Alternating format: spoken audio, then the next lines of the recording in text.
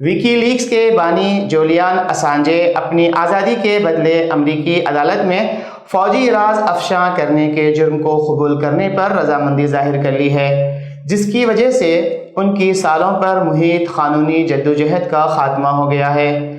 پیر کی رات جاری ہونے والی عدالتی دستاویزات نے اس بات کا انکشاف کیا ہے کہ اسانجے، جو برطانیہ میں زیر حراست تھے، ایک امریکی علاقے پیسیفک میں شمالی ماریانا جزائر کی عدالت میں درج دستاویز کے مطابق قومی دفاعی معلومات حاصل کرنے اور پھیلانے کی سازش کے ایک جرم کو قبول کریں گے۔